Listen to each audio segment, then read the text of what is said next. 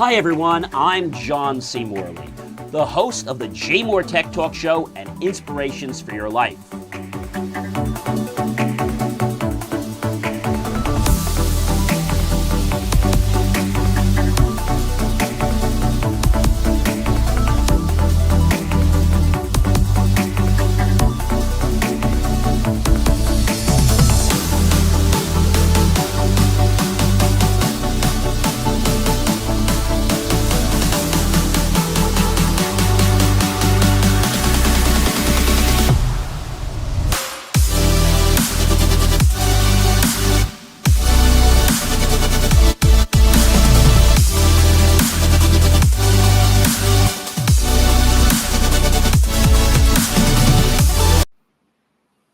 Well, hey guys, how are you? It is John C. Morley here, serial entrepreneur.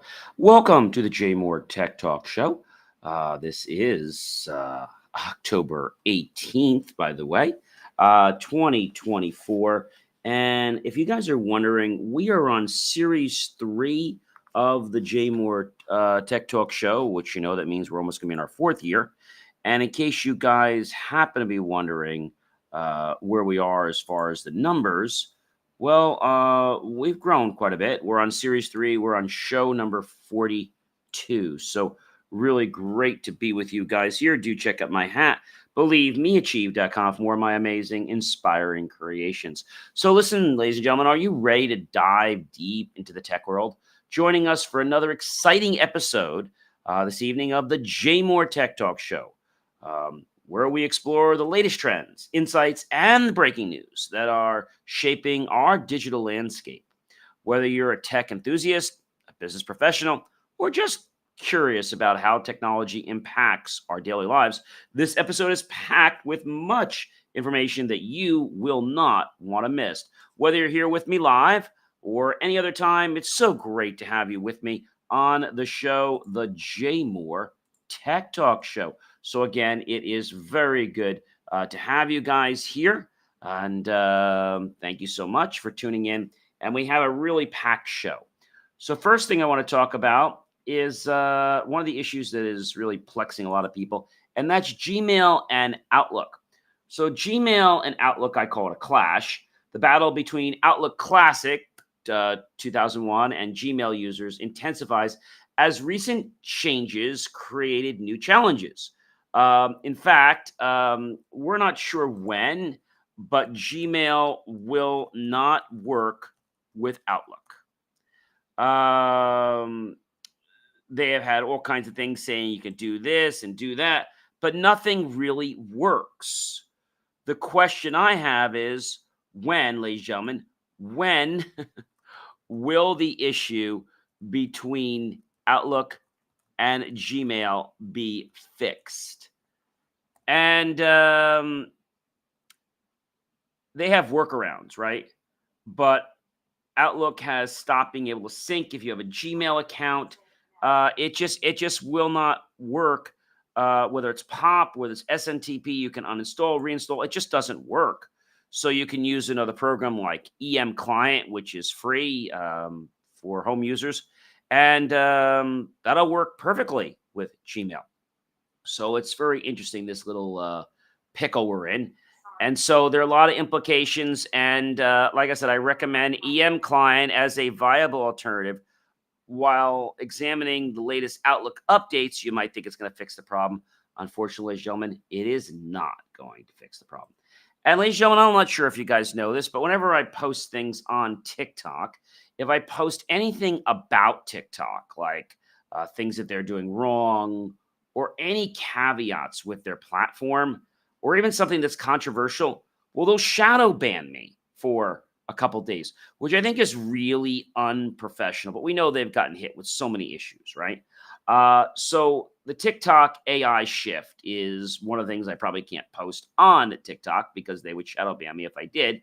In a surprising move, ByteDance is laying off hundreds of employees, including 500 in Malaysia, as they pivot towards AI for content moderation tasks. And so what does this mean in English? Well, what it means in English is TikTok is now using AI to do content moderation. So what that means is TikTok gets it wrong a lot of times. And so, we've had issues with Facebook and things like that, but this is like crazy because, you do something and suddenly TikTok decides to flag you. I mean, just looking at my TikTok account just before, I got to tell you, it's crazy how people, are supposed to post the truth, but they shadow ban you. I mean, this is just, anything. I posted something before about avoidance of accountability, and it only got one view. Now, I know the video really didn't get one view. It's that they shadow banned it. So it didn't go out. My videos get 600, 1,000 or more views. So TikTok, I just wish they'd quit playing these games. I wish there was some way that the US could regulate TikTok because even though there's some great things and myself being a creator, they're not a very fair company. Not a fair company. So we'll keep you abreast of what's happening with TikTok and everything that's going on there. And ladies and gentlemen, the Trump campaign had a cybersecurity boost. Well, following a series of hacking incidents, the Trump campaign is ramping up security. Yes, they're ramping it up. And their measures by using specialized encrypted devices. And basically, they claim that this is going to fix or prevent any attacks. So what is the Trump campaign doing, to beef up cybersecurity? And of course, they're not going to tell us everything, right? But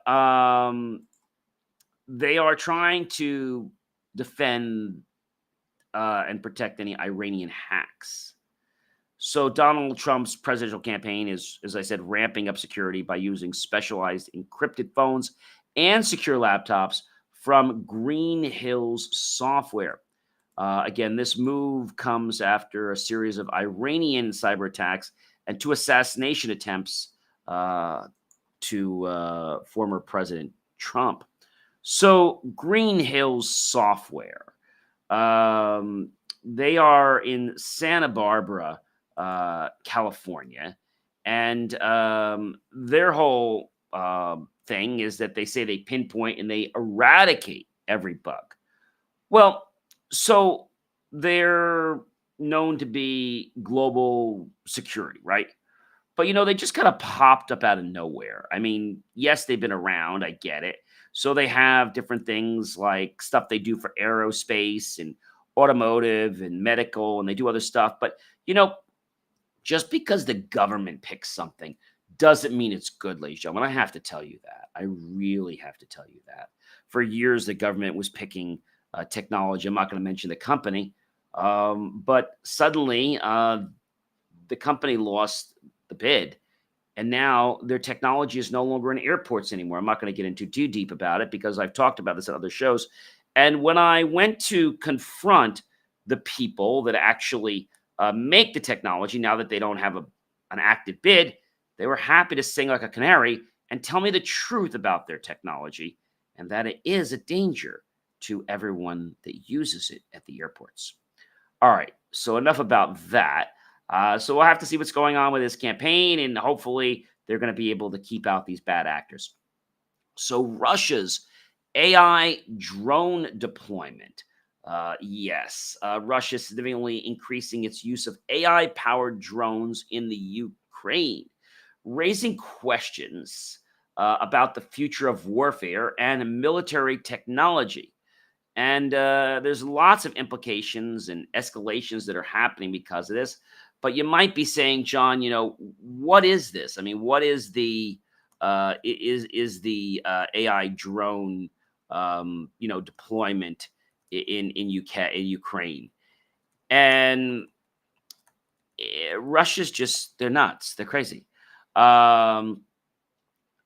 They started doing this in July, by the way, ladies and gentlemen. So this is not new, but they're ramping it up.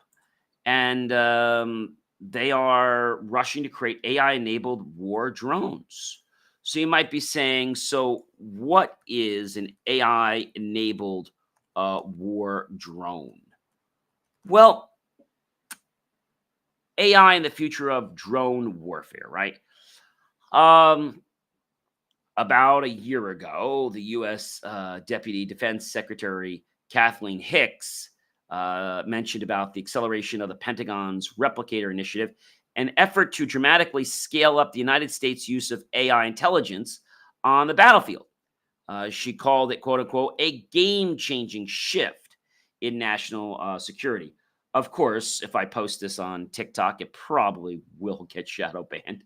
Under Replicator, the U.S. military aims to field thousands of autonomous weapon systems across multiple domains, which was very, very quickly, which was, again, stating that it would be done within the end of 2023, which should be the end of 2024. So probably by the end of 2023, 24. So right about, I would say, before the middle of 2025, this will be done. So Replicator is the only tip of the iceberg. Rapid advances in AI are giving rise to new generation of lethal autonomous weapon systems. They call it the LAWS. And it can identify, track, and attack targets without human intervention.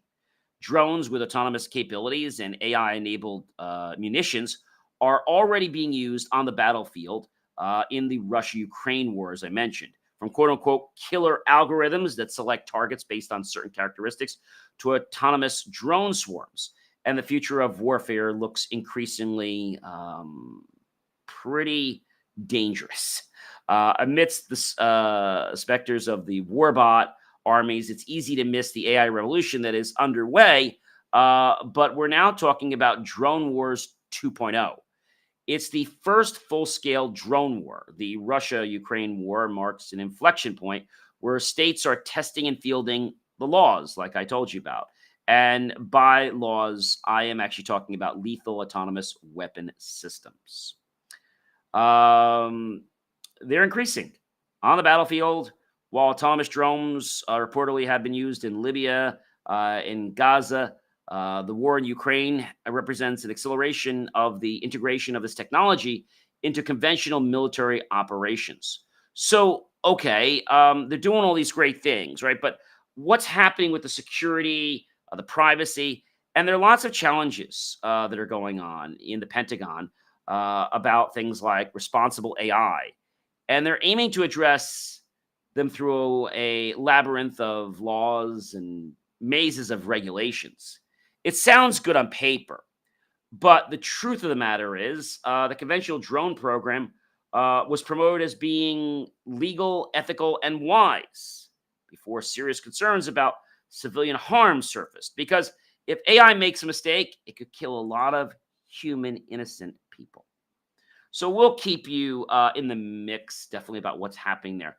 And yes, Beyonce's executive was denied bail in a developing story. So Beyonce's head of financial crime compliance remains in custody in Nigeria over serious money laundering charges.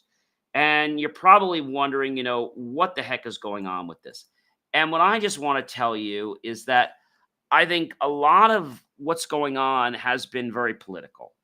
And, this has been surfacing for quite a while now. And, Beyonce had said he didn't want to be in jail because he had medical conditions. And his response basically said, quote unquote, "We are deeply disappointed by the court's decision to deny Tigran bail, particularly given his deteriorating health. He has been unlawfully detained for over 220 days, quote." A Beyonce spokesperson said in a statement, adding that the company is committed to working with the Nigerian government. They have given him any types of accommodations in jail, so they figure he'll be okay.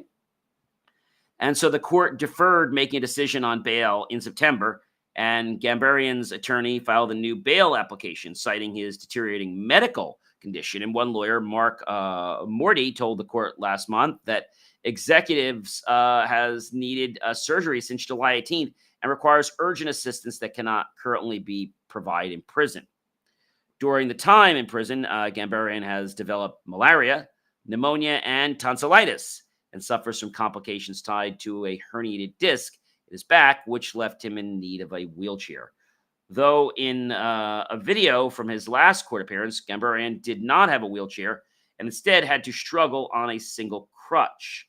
Quote, "It is completely unjust to deny someone in Tigran's condition the opportunity to seek appropriate medical help.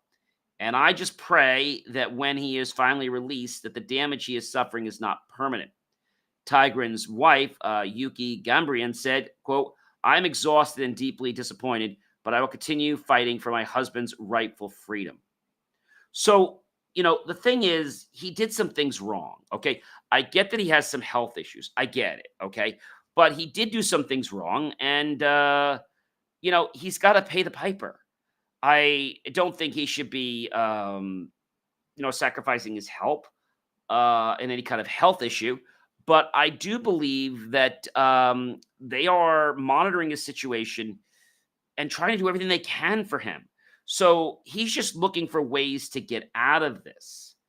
And it's a big, big problem, ladies and gentlemen. This is not something that's going to just go away overnight.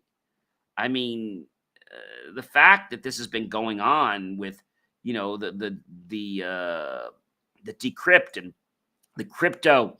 I mean, this is like crazy. And the thing is, they're trying to make this into a case about ethics and morality, right? Because of his health. But my question is, why wasn't it about ethics and morality when he decided to fraud people, right? So if you're wondering, what did Binance do that was so wrong? Well, it was one of the largest crypto crackdowns in history. An important thing to know about the Binance lawsuit: this is not something that just happened overnight. Okay, they had a 136-page lawsuit offering details of pictures of how the Cayman Islands-based exchange, which has no fixed address, has obtained money from the U.S. financial system while evading rules and safety measures. And the scope of the suit is not only, hurting for Binance, but signals that the crypto industry has its time of been operating in a almost like a vacuum for the past 5 years, and it now could be coming to an end. So through 13 charges, they allege that Zio and Binance entities engaged in an extensive web of deception, conflicts of interest, lack of disclosure, and calculated evasion of the law. So, I mean, they're going to get caught, right? It's almost like, if you remember many years ago, they talked about something, and this is why they make it so hard for people to get money if this is their first time getting a home. When we think about, a Ponzi scheme. And so it's a form of fraud that lures investors and pays profits to earlier investors with funds from more recent investors. It was named after the Italian businessman Charles Ponzi. And this type of scheme misleads investors by either falsely suggesting that profits are derived from legitimate business activities, but they're not, just coming from other investors. So, these are things that are happening. And so what they did wasn't just criminal, wasn't just morally wrong. It was just ethically so wrong on so many levels. I know when I had some, I'll call them acquaintances, they weren't really friends, and they wanted me to invest in crypto. And I didn't want to invest anything. I remember one time looking at, the crypto wallets. Crypto's still a nightmare. I mean, if you lose that long passcode, you lose all that money. So I remember, around the COVID time when they would want me to come to a meeting online. I'm like, I don't want to spend any money. They said, oh, don't worry about it. We're going to go ahead and give you your first, whatever is 200. We're going to give it to you. Okay. And they were all around. And then suddenly they started disappearing, right? Now, I didn't pay any money, but they were hoping that I was going to lure more people in. But I certainly wasn't going to lure more people in until I knew this was legitimate. And then I was concerned about taxes, right? They said, "Oh, don't worry about the taxes. You pay the taxes when you purchase. You could buy a car, you could buy a Porsche on on um, on crypto, a Tesla." And so this was something in the back of my mind that this was not something I want to be a part of. I mean, I was having my ear to it, but I wasn't investing anything. And so I had gotten an account for myself, an account for my parents. They literally just gave it to us. And when I went to go back in and check, I don't think the account has anything in it. Now, granted, we didn't put any money in it. Okay. It was just given to us. But this just shows you how much of a fraud this thing was. The people that I was kind of talking with around the COVID times, they suddenly just fell off the earth. I mean, like they removed their LinkedIn connection. Their cell phone was disconnected. Their email was no longer accessible. And it was disturbing for me because I don't know if they knew that they were in a very bad situation. They kept saying, "Oh, the president of the company, he's very smart and all these things," but he was just ripping people off. Now, not as bad as this Binance, but Binance's team was the mastermind behind getting so many people to give up their savings and convincing people that they're actually going to make money. So the question you might be asking, is crypto going away? So that's a very, very good question. And it's not an easy answer. The leading crypto names often have crashed or skyrocketed due to economic pressures or cryptic specific news. So the question you're probably asking me, what's going on with cryptocurrency? I don't think it's a great place to put your money.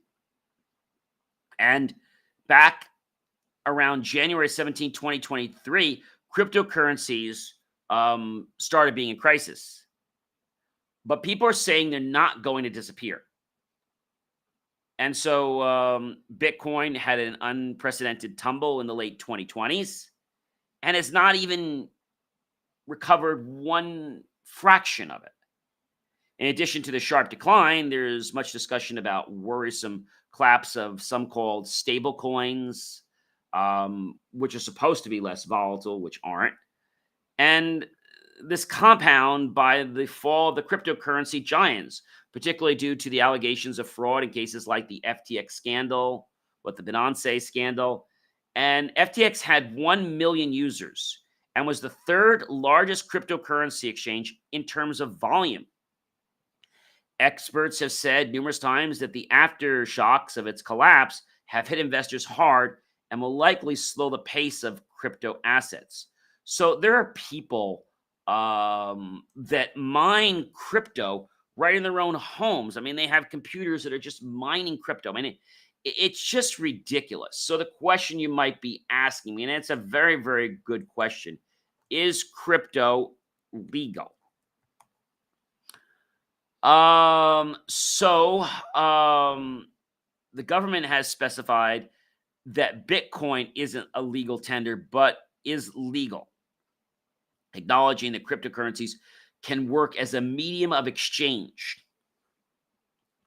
Legality of cryptocurrency by country or territory. I mean, I don't think we're going to be paying our taxes in cryptocurrency, if that's what you guys are wondering. So what you might be wanting to know about cryptocurrency is that it's changing. Policymakers are putting new laws in. And the question you might be asking me is, will crypto ever go away? Well, let's look at something else. What will crypto look like in about 50 years? Okay, so it's harder to imagine what's going to happen. Experts are looking at what digital coins are going to be. Okay, and so we may not know what stocks are in the S&P 500. or will do next month or in the next 2 years. But over the decades, a lot of people believe that they're going to go up. And most of the people know what a stock is. And that definition hasn't changed very much. So crypto is like a type of stock, but it's a currency that's digital. So you might be asking me right now, how much is one Bitcoin? And I don't want to get on a whole discussion about this. So one Bitcoin right now, one whole Bitcoin, you ready for this? Is $68,442.69. Okay, so that's what it converts to, right? But that is the true conversion from BTC onward. But the trading value of it now is saying it's at 60. It's really, that's actually wrong, because it's really 68,000. Yeah, $68,442, $429.87. Okay, because it keeps going up, it keeps going down, right? So the question is, and you're probably asking this, should I buy Bitcoin? And I want to tell you that it's very risky, and it's volatile cryptocurrency with high potential returns, but also very high risks. The thing about Bitcoin or any cryptocurrency I want to talk about is, many of you are familiar with taking money for your business, like through credit cards and things like that, right? So they use a service called merchant services. Usually comes from your bank, or they recommend you somewhere that is a clearinghouse for taking credit cards: Visa, Master, Discover, American Express, etc. So when you have this type of account, and let's say you charge somebody, you get the money, you know what your discounts are and what you're going to lose for taking that money. If you take crypto, okay, and let's say you had because you're dealing in fractions of crypto, right? That's how it works now. And so when we think about that for a moment, you're dealing with these very small amounts of crypto, right? Because we said a whole Bitcoin is like $68,000. And so understanding that hopefully will give you a little bit of an understanding of what it means. So I have a business, let's say, and let's say that they said, hey, John, you should start taking Bitcoin as payment. So I looked into it over 5-6 years ago, and I thought it was a great idea at first. But then I started to realize there was one big problem with crypto, and I didn't realize this. And at least I learned this lesson before I got started. When you get paid in crypto, let's just use the example that for simple math, let's just say a Bitcoin is worth $100, okay? And let's say you get paid 5 Bitcoin, and let's say it is $100 each Bitcoin, that'd be $500. So they pay you $500 today, okay, to pay your bill, which your bill is $500. But now, in 2 or 3 days, that Bitcoin could go up, so it could be worth $600 that they paid you. But here's the challenge. That Bitcoin can also go down. So somebody pays you a bill for $500, you're lucky you might have $100. So it's a very risky thing, and I don't recommend doing it, especially when you're counting on a certain amount of money. I call this funny money. I learned the term funny money from this course that my dad took, and I got a chance to basically learn from it. It's called the Karras negotiating. And they said one important thing: Karras, Karrass, Karras negotiating. Don't deal. Be careful with funny money. What does that mean? Well, funny money is when there's a price that is charged for something, but we think it's so small However, we didn't realize that that's really going to add up over time. So, for example, we might say something like, we're mailing 5,000 letters, okay? And there is a penny processing fee, right? So 5,000 times 0.01 cent is going to be $50. Well, that's no big deal. Well, they might say, gee, it's going to be about 3 or 4.5 cents for your processing plus our sorting. That doesn't sound bad, right? But now you add that number up, okay? And now you're getting a big difference in a bill. So if you take, let's just say we're going to take, let's say we're going to take a penny, okay? So we take a penny, and let's just say that you have 5,000, okay? That's $500. But you got to know what that penny means. Now let's say you're paying 4.5 cents times, okay, that same amount, 22,500. So they might say, gee, it's a penny, but for each overage that we go to another page, which will happen once in a while, well, you got to start to understand what is funny money. When you're dealing in funny money that you have to pay, always be careful about it. When funny money is on the negotiating table and you're collecting funny money, great. But funny money is not always easy to negotiate on. And when you're the one having to pay out funny money, be careful, you could get burned. When you're negotiating in funny money and you're the one getting paid, know what you're getting so you don't leave too much on the table. So these are important things for us to understand. And ladies and gentlemen, AI companions and emotional support. So AI chatbots are becoming more than just tools. They're evolving into emotional companions for many individuals. And I'm not just talking about, the fact that they can help us around the home or in your business, and they can provide some, information based on general databases. But what am I really talking about? I'm talking about things that are a lot more personal. We're talking about things like an AI boyfriend, an AI girlfriend. And so the thing about this is that there's companies out there, and there's one company out there. There's a startup that offers uncensored AI companions. It lets you peer into their thought process, sometimes revealing hidden motives. OpenAI unveiled a new ambitious language model capable of working through challenging problems with a simulated kind of step-by-step reasoning.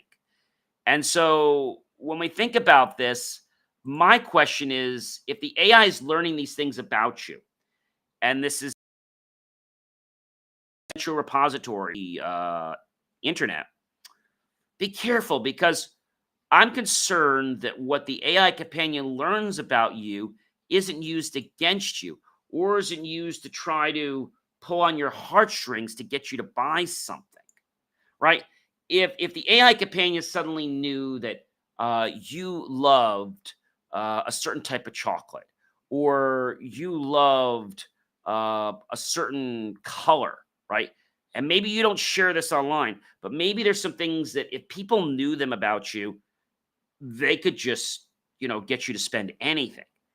And this is what happens. I think I talked about this on my other show, where people in some charities do things like the wall of shame, where they shame you if your name's not up there, and you have to keep giving till your name goes up on the digital board.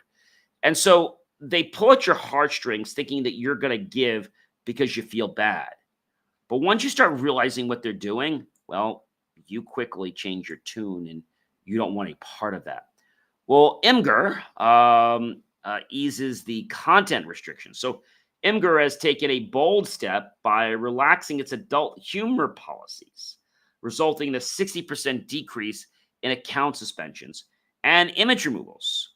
And so you might be wondering, like, how does this impact you?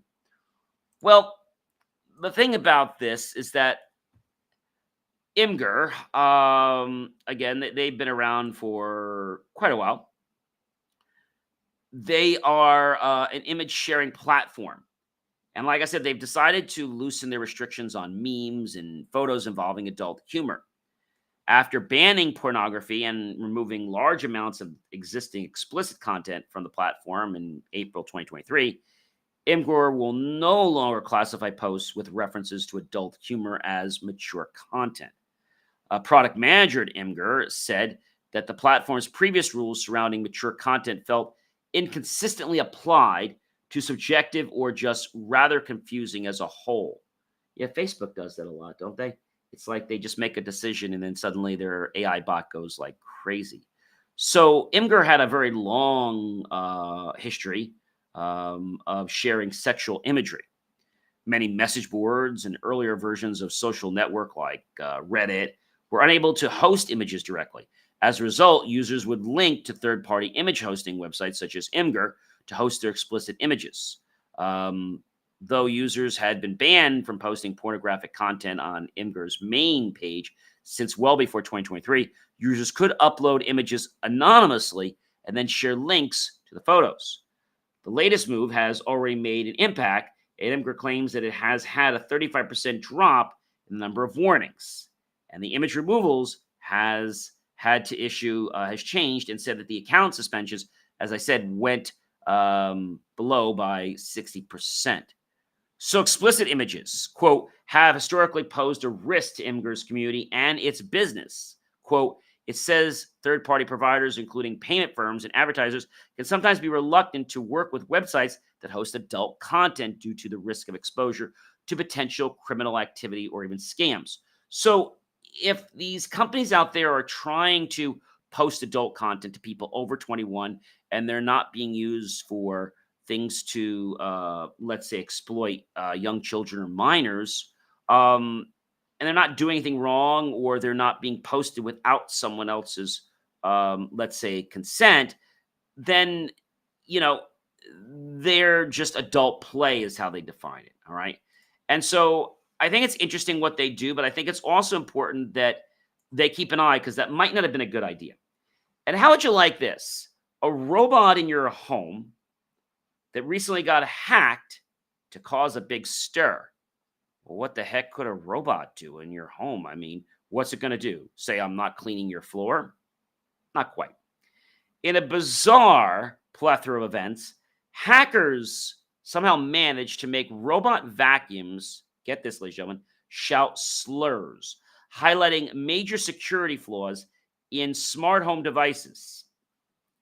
So I think this comes down to the fact that their security just sucks. Okay. And if you're asking me, like what caused, and I think it comes down to the fact that there was a reason this was done. Okay. The hackers took control of robot vacuums. And so the incident of hackers gaining control over household cleaning robots and having them shout racist slurs. It's exposed the dark side of a smart home device. And these connected devices are equipped with cameras and microphones. And this could definitely open Pandora's box to exposing very significant security vulnerabilities. Being able to take pictures or record conversations is very troubling when your personal data from your vacuum could be exploited and used by bad actors. So hackers took control of robot vacuums. The incidents primarily involved Ecovac's robot vacuums, which hackers commandeered to deliver offensive messages in homes. By exploiting known security weaknesses such as poorly protected Bluetooth connections and PIN security that could be bypassed, hackers gained access to the robot's cameras, microphones, and their movement controls. And in some cases, the devices were moved remotely while projecting audio insults, shocking their owners. The hacking incidents have surfaced across multiple cities in the United States, revealing just how widespread this happened. So the breach draws attention to how personal data from connected devices can be exploited.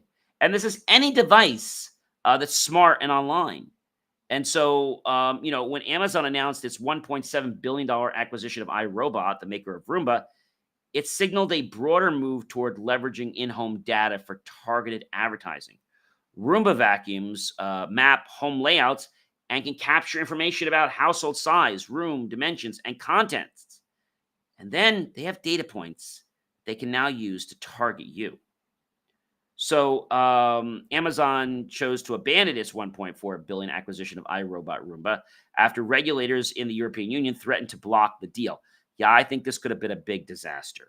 So the implosion of the deal means that robot vacuums and the company's maps of 40 million floor plans from homes around the world will not be joining the list of connected smart home devices that Amazon uses. So that's a big breath of fresh air, right? A very big breath.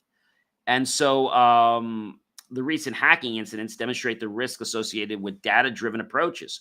And if a simple vacuum can be hacked to broadcast racial slurs, what's stopping a bad actor from gaining access to other sensitive information, like maybe learning your alarm security code, or worse, maybe even violating you by showing up while you're changing or something like that, and then posting that online. So the same data that Amazon hoped to use for tailored ads could potentially fall into the hands of hackers who could then exploit and even use it in very bad ways. So bad actors could put a map of your home for sale on the dark web, or worse, capture images of you, your children, nude, and extort them and create simulated pornography with deep fake technology using your likeness. That's criminal. So the trade-off is convenience versus security.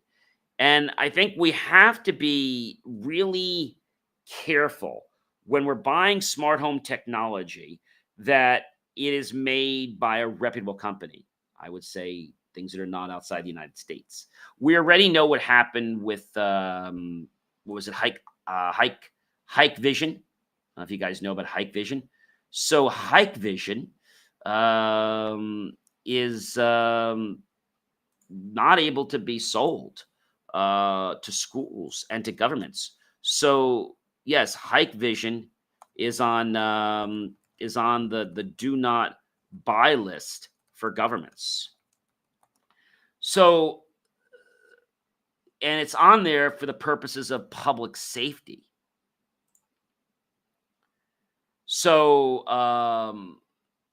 Dahua, which is DAHUA, and Hike Vision, they are banned.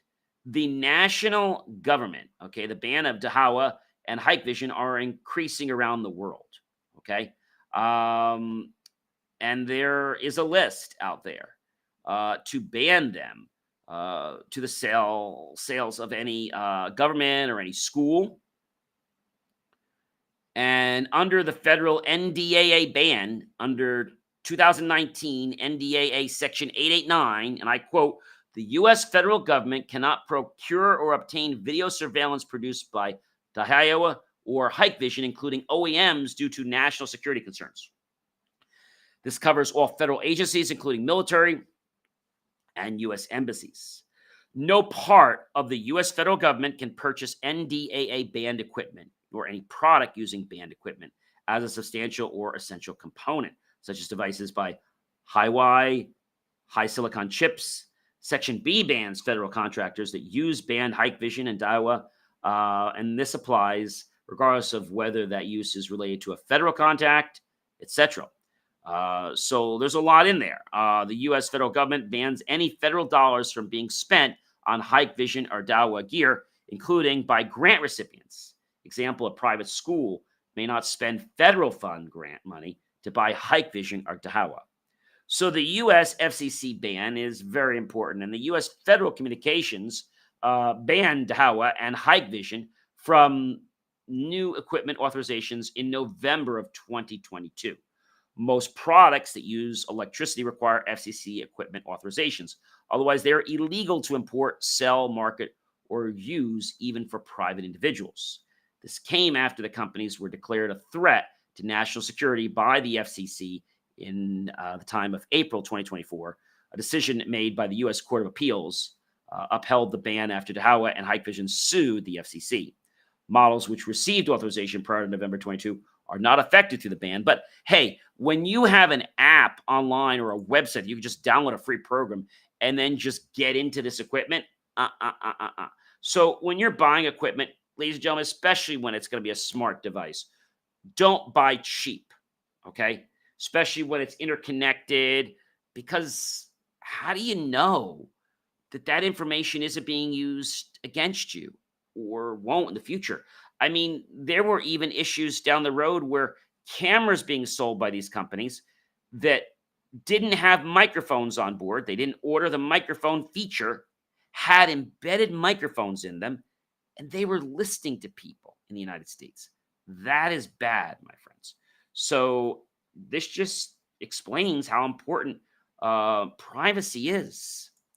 And California rejects Starlink's launch increase the environmental concerns and controversies surrounding Elon Musk, and it's led to the rejection of SpaceX's proposal to boost Falcon 9 launches.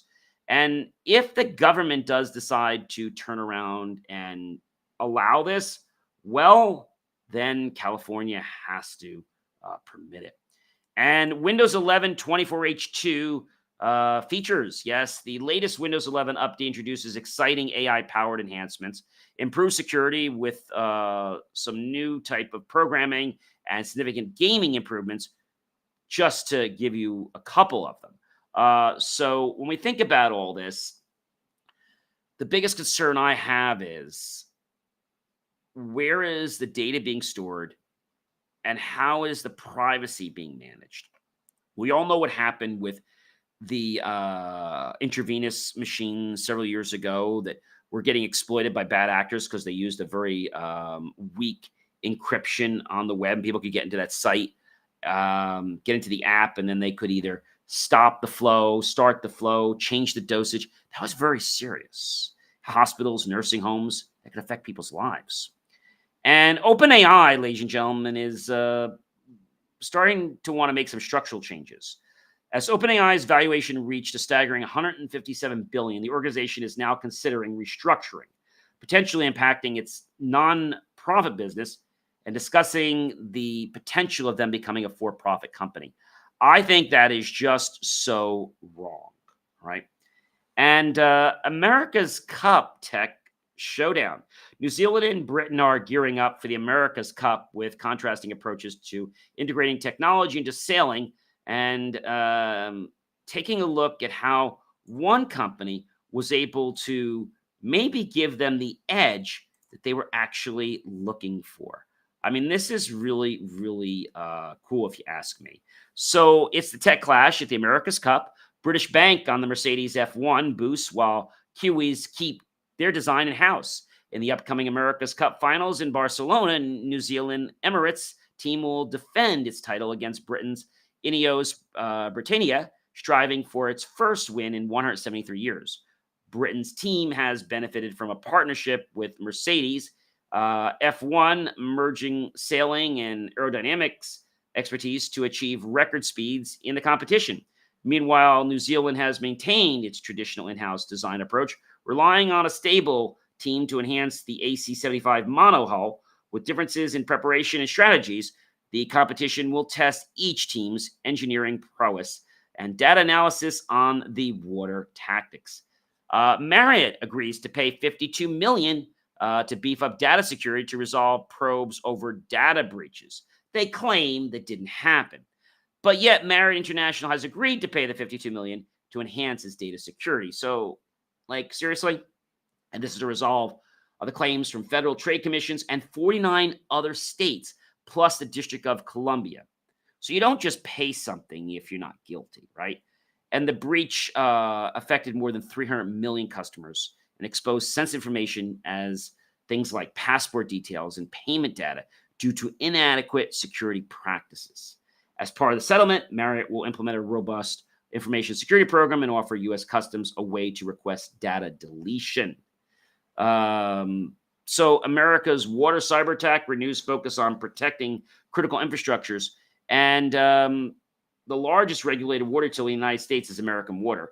They're dealing with a cyber attack that has prompted the company to pause customer billing and take protective measures, including shutting down specific systems. While the attack, identified as primarily IT focused, has not impacted water services or operations, it highlights critical infrastructure vulnerabilities. And the incident underscores the need for enhanced security in not just the water sector, ladies and gentlemen, but all of our public utilities and resources across the globe, because they're precious and something that no matter what type of money you have, can't buy. All right, guys, I am Mr. John C. Morley, serial entrepreneur. You know, it's always such a privilege and pleasure to be with you here on the JMOR Tech Talk Show. Please be sure to visit believemeachieve.com for my amazing, inspiring creations. And ladies and gentlemen, I'm going to catch you guys when? I'll catch you guys on the next show. Thank you, Daniel, for the kudos and the good job. Really do appreciate that. And thank you all for watching the show and following me on all my great channels and subscribing. Really appreciate that from the bottom of my heart. But ladies and gentlemen, when it comes to AI, when it comes to safety, when it comes to security, when it comes to buying things, I'm not against other countries, but hey, they've done so much wrong to us. Let's keep the purchase in the United States. And if you have to buy something overseas, let's make sure that it's a trusted name, that it's one that has not had issues. All right? It's for me and for you and for the entire world we live in, for the greater good of everyone. Have yourself a fantastic evening, everyone. I'll catch you real soon.